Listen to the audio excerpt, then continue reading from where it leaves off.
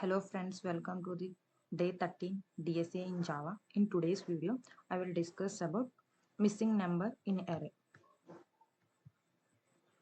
So they are given an array nums containing and distant numbers in the range of 0 to n. So the values present in the array range is 0 to n. N is also included.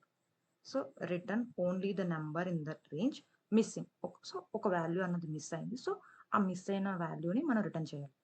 So ఇక్కడ చూస్తే 301 3,0,1 అన్నది values present అయి ఉన్నాయి నమ్స్ అనే అరేలో. So ఏ value miss అయింది అంటే అరే size అంతా 3 కదా. సో 0 1 2 3. సో 2 అన్నది మిస్ అయింది ఆ రేంజ్లో. సో మనం 2ని రిటర్న్ చేయాలి. నెక్స్ట్ సెకండ్ ఎగ్జాంపుల్లో 0,1. సో అరే సైజ్ అన్నది అరే లెంత్ అన్నది 2. సో వాల్యూస్ ఉండాల్సింది 0 1 2. సో 2 అన్నది మిస్ అయింది కాబట్టి మనం 2 రిటర్న్ చేయాలి. సో ఇక్కడ చూస్తే 9 6 4 2 3 5 7 0 1. సో మనకు మిస్ అయిన వాల్యూ అంటే 8, ఎందుకంటే 0 దగ్గర నుంచి 9 వరకు ఉన్న వాల్యూస్ ఏదైతే మిస్ అయిందో మనం ఆ వాల్యూని రిటర్న్ చేయాలి. సో ఈ ప్రాబ్లమ్ మనం ఎలా చేయొచ్చు అంటే ఫస్ట్ మనకి 0 to n రేంజ్ వాల్యూస్ని ఈ రేంజ్లో మన వాల్యూస్ అన్నవి ఉంటాయి. n అన్నది ఏంటి అంటే ఇచ్చిన అరే యొక్క లెంత్ n అన్నది. లెంత్ అరే జావాలో అరేస్లో లెంత్ అన్నది ప్రాపర్టీ, లెంత్ అన్నది మెథడ్ కాదు. ఓకే, సో ఈ లెంత్ ప్రాపర్టీని యూజ్ చేస్తే మనకి అరేలో ఎన్ని వాల్యూస్ ఉన్నాయి అన్నది వస్తుంది. ఫర్ ఎగ్జాంపుల్ ఫస్ట్ ఎగ్జాంపుల్ ఏమన్నా 3, 0, 1. సో ఇప్పుడు మనం నమ్స్ డాట్ లెంత్ అన్నాం అనుకో, నమ్స్ డాట్ లెంత్ అంటే మనకి ఎంత వస్తుంది? సో 3 వస్తుంది. అంటే ఇప్పుడు మన రేంజ్ ఆఫ్ వాల్యూస్ ఎలా ఉండాలి? 0, 3లో ఉండాలి. సో ఈ 0, 3లో ఉండే వాల్యూస్ ఏంటి? 0 1 2 3. బట్ మన అరేలో ఏమేమి ఉన్నాయి? 3 0 1 ఉంది. సో 2 మిస్ అయింది. సో ఈ 2 అన్నది మనం రిటర్న్ చేయాలి. సో ఇలా రిటర్న్ చేయాలి అంటే మనం sum of the first number, sum of the n natural నెంబర్స్ని కావాలి అంటే మనకు ఒక ఫార్ములా ఉంది. ఏంటి? స్కూల్ డేస్లో నేర్చుకున్నాం. n into n plus 1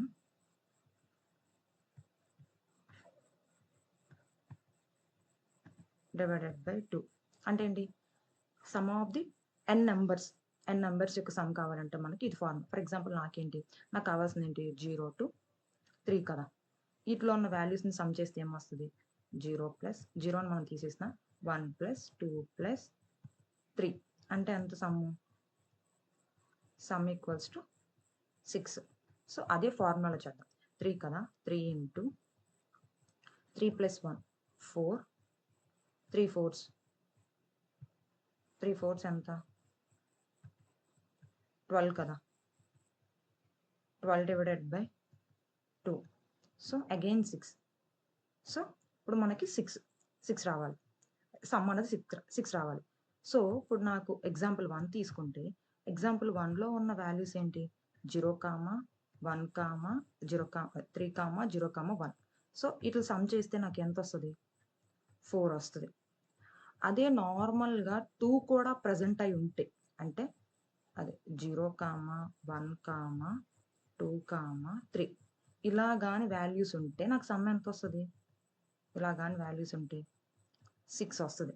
so నేనేం చేస్తానంటే ఏదైతే ఒరిజినల్ సమ్ రావాలో ఆ సమ్లో నుంచి నాకు ఏదైతే అరే సమ్ వచ్చిందో దాన్ని తీసేస్తాను, సబ్స్ట్రాక్ట్ చేస్తాను. సో అప్పుడేమొస్తుంది? 2. So this is the one of the way. ఈ వేలో మనం చేయొచ్చు. ఇంకొక వే ఏంటి అంటే, సెకండ్ అప్రోచ్ ఏంటి అంటే ఎక్స్ఆర్ గేట్ యూజ్ చేసి. ఎక్స్ఆర్ గేట్ ఎలా చేస్తాను అంటే, ఎక్స్ఆర్ గేట్ అంటే ఏంటి? సేమ్ నెంబర్కి సేమ్ వాల్యూకి ఎక్స్ఆర్ గేట్ చేస్తే 0 కదా, అంతేనా? సేమ్ నెంబర్కి ఫర్ ఎగ్జాంపుల్ 2కి నేను మళ్ళీ ఎక్స్ఆర్ 2 చేస్తే వాల్యూ ఏమొస్తుంది? 0. ఎందుకంటే సేమ్ ఇన్పుట్స్ అయితే 0 కదా. సో ఈ రెండు సేమ్, సో 0. ఈ రెండు సేమ్ 1 1. సో 0. సో నేను ఇప్పుడు ఏం చేస్తాను అంటే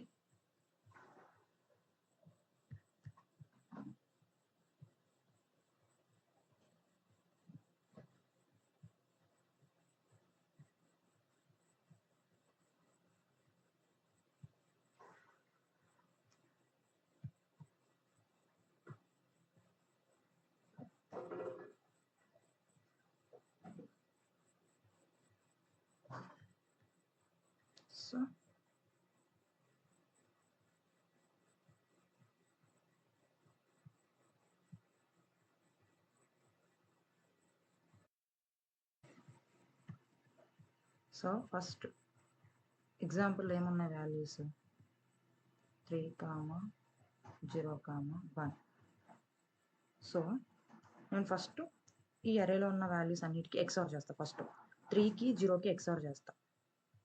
ఆ వాల్యూని XOR 1 అని చెప్పి దాంట్లో స్టోర్ చేసుకుంటా. XOR 1లో స్టోర్ చేసుకుంటా. ఇప్పుడు నేను 3 అంటే దాని బైనరీ రాస్తే 1 1, 0ని బైనరీ రాస్తే 0 0. సో దీని రిజల్ట్ అన్నది 3. నెక్స్ట్ ఇక్కడ వచ్చిన రిజల్ట్కి నేను ఈ నెక్స్ట్ ఉన్న వాల్యూకి మళ్ళీ XOR చేస్తాం. సో అప్పుడేమొస్తుంది 1 అంటే బైనరీలో 0 1 కదా. సో సేమ్ వాల్యూస్ కాబట్టి 0 1. సో ఇక్కడ ఏమొచ్చింది 2 వచ్చింది, అంటే XOR 1లో 2 ఉంది. ఓకే, నెక్స్ట్ అసలు 2 అన్నది ప్రజెంట్ అయి ఉంటే ఏమొస్తుంది XOR రిజల్ట్ అన్నది దానికి చేద్దాం. ఇప్పుడు ఎలా అయినా తీసుకోవచ్చు వాల్యూస్, ఇలా అన్నా తీసుకోవచ్చు, లేకపోతే వాల్యూస్ ఇలా అన్న తీసుకొని XOR చేయండి. కంటిన్యూస్ వాల్యూ 0 అన్నది తీసేసిన, అంటే 0 అన్నది మనం 0తో XOR చేసినా ఏం పెద్ద డిఫరెన్స్ ఉండదు కదా, చేంజ్ ఉండదు కదా. సో నేను ఫస్ట్ 1కి 2కి XOR చేస్తున్నాను. 0 1 1 0. సో చేస్తే మనకి ఏమొస్తుంది 3 వస్తుంది, అంతే కదా. ఈ రెండు డిఫరెంట్ కాబట్టి 1, 0 1 డిఫరెంట్ కాబట్టి 1. సో ఇప్పుడు మళ్ళీ ఇక్కడ వచ్చిన రిజల్ట్కి నేను ఈ 3కి XOR చేస్తాను. సో మళ్ళీ 3 అంటే ఏంటి, 3 అంటే బైనరీలో 1 1 కదా. సో ఇప్పుడు ఏమొస్తుంది 0 0. ఇప్పుడు నేనేం చేస్తాను, ఇక్కడ మొత్తం చేస్తాను. యాక్చువల్గా 2 కూడా ప్రజెంట్ అయి ఉంది అని ఎస్యూమ్ చేసుకున్న కేసులో వచ్చిన రిజల్ట్ని XOR 2లో స్టోర్ చేసుకుంటా. సో నేను ఫైనల్గా ఏం చేస్తానంటే XOR 2కి XOR 1కి అండ్ XOR 2కి XOR చేస్తాను. అప్పుడు ఏమొస్తుంది, XOR 1లోనేమో 2 ఉంది, XOR 2లోనేమో 0 ఉంది, అండ్ 0కి 2కి XOR చేస్తే 2నే వస్తుంది. సో ఫైనల్గా మనకు వచ్చే రిజల్ట్ ఏంటి 2. ఓకే, మనం 2 వేస్లో చేయొచ్చు ప్రాబ్లమ్. సో ఫస్ట్ వే నేను ఫస్ట్ ఏం చేస్తానంటే ఫస్ట్ అరే సైజ్, అరేలో ఎన్ని వాల్యూస్ ఉన్నాయో అని తెలియడం కోసం లెంత్ అనే ప్రాపర్టీని యూజ్ చేస్తాను. నెక్స్ట్ రియల్ సమ్ అని చెప్పి రియల్గా రావాల్సిన సమ్. సో అది ఎలా తీసుకుంటానంటే ఫర్ లూప్ తీసుకొని కంటిన్యూస్గా i = 0, i <= 0, n ఇంక్లూడెడ్ కాబట్టి నేను = అని పెట్టాను. So real sum plus = i. So ఇది వస్తుంది. నెక్స్ట్ నేను అరేలో ఉన్న వాల్యూస్ని సమ్ చేస్తాను. అరే సమ్ అంటే అరేలో ఉన్న వాల్యూస్ని సమ్ చేస్తాను. సో నేను దీనికి ఎన్హాన్స్డ్ ఫర్ లూప్ యూజ్ చేసుకుంటాను, ఎందుకంటే నాకు జస్ట్ వాల్యూస్ చాలు కాబట్టి. మనకి ఎప్పుడైతే ఇండెక్స్ కావాలి అనుకుంటామో, ఇండెక్స్తో వాల్యూస్ని యాక్సెస్ చేయాలనుకున్నప్పుడు ఈ ఫర్ లూప్కి వెళ్తాం, ఈ ఫర్ లూప్ యూజ్ చేసుకుంటాం. లేదు మనకు జస్ట్ వాల్యూస్ చాలు అన్నప్పుడు ఎన్హాన్స్డ్ ఫర్ లూప్ యూజ్ చేసుకుంటాం. సో నేను లాస్ట్లో ఏం చేస్తానంటే రిటర్న్లో ఏదైతే రియల్ సమ్ ఆల్రెడీ అంటే మిస్ అయిన వాల్యూ కూడా ఉంది అని ఎస్యూమ్ చేసుకుని వచ్చిన సమ్లో నుంచి వాల్యూ మిస్ అయిన సమ్ని మైనస్ చేస్తాం. వాల్యూ మిస్ అయిన సమ్ అంటే అరే సమ్. సో ఇప్పుడు రన్ చేస్తాం.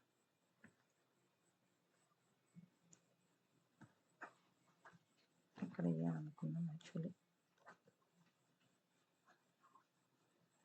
nums.length.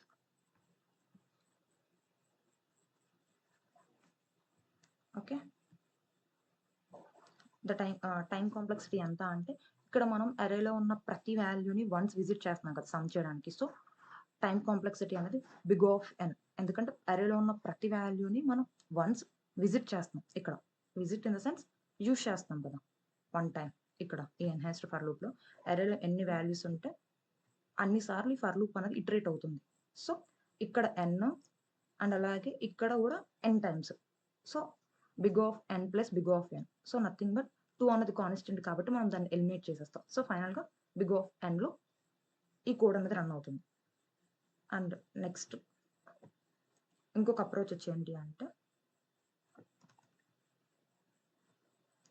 నేను ఇక్కడ ఏం చేస్తాను, ఫస్ట్ నేను XOR1 అనే రిజల్ట్ తీసుకుంటున్నా. దాంట్లో ఏంటి అంటే నెక్స్ట్ XOR2 అనే ఇంకొక వేరియబుల్ తీసుకున్నా. XOR1లో ఏంటి అంటే నేను ఈ ఫర్ లూప్ యూజ్ చేస్తాను. నేను ఇప్పుడు ఏం చేస్తాను అంటే జస్ట్ ప్రతి వాల్యూకి XOR చేస్తాను. XOR1 XOR gate equals to I. అప్పుడు వచ్చిన XOR నేమో XOR1లో స్టోర్ చేసుకుంటాను. అండ్ నెక్స్ట్ అరేలో వచ్చిన XOR ఉంది కదా, అరే వాల్యూస్తో XOR చేస్తాను. దాన్నేమో అరేలో ఉన్న ప్రతి వాల్యూస్ని XOR ఆపరేషన్ పర్ఫామ్ చేస్తాను అరే వాల్యూస్తో. అప్పుడు వచ్చిన రిజల్ట్ నేమో XOR2లో స్టోర్ చేసుకుంటా. ఓకే, ఇప్పుడు నేను లాస్ట్లో ఏం చేస్తానంటే సేమ్ ఇదే రిటర్న్ పెట్టి ఇప్పుడు ఏం చేస్తాను, XOR1కి XOR2కి రెండింటికి XOR పర్ఫామ్ చేస్తాను. XOR1 ఇక్కడ నేను వేరియబుల్స్ XOR1 XOR2 అని తీసుకున్నాను కదా, మీరు కూడా XOR1 XOR2 అని తీసుకోవాల్సిన ఇదేం లేదు. మీరు వేరియబుల్ నేమింగ్స్ ఏమైనా పెట్టుకోవచ్చు, ఏబి అని, లేదు అంటే యాక్చువల్ది కావాలి అనుకోండి యాక్చువల్ వాల్యూ అని, లేదంటే రేంజ్ ఆఫ్ వాల్యూస్ XOR అని, ఏదైనా నేమింగ్ మీ ఇష్టం, ఏదైనా పెట్టుకోవచ్చు. నేను జస్ట్ XOR1 XOR2 అనుకున్నాను అంతే. ఓకే, ఇక్కడ చూసిన సేమ్ ఈ కోడ్ కూడా same time complexity. But first చెప్పిన అప్రోచ్లో ఏంటి అంటే n into n plus 1/2 కదా, ఇదే కదా first approach. n into n plus ఇదే కదా ఫస్ట్ అప్రోచ్. దీంట్లో ఏంటి అంటే అరే సైజ్ అన్నది లార్జ్ అనుకో, for example more than 1 lakh or 10,000 అంత వాల్యూస్ అనుకో, అప్పుడు ఏంటి అంటే ఓవర్ఫ్లో కేస్ అయ్యే ఛాన్సెస్ ఉంటాయి. బట్ సెకండ్ కేసులో ఏంటి అంటే ఓవర్ఫ్లో కేస్ అన్నది ఉండదు, ఎందుకంటే మనం పర్ఫామ్ చేసేది XOR కదా. సో ఇది ఎఫిషియంట్. బట్ రెండు రన్ అయ్యే టైం కాంప్లెక్సిటీ మాత్రం బిగ్ ఆఫ్ n. బట్ ఎఫిషియంట్గా రన్ అయ్యే ఆల్గరిథం ఏంటి అంటే ఇది. Okay, thank you friends for watching this video, and please like, share and subscribe. And if you want one-to-one mentorship, please reach out me through registration link.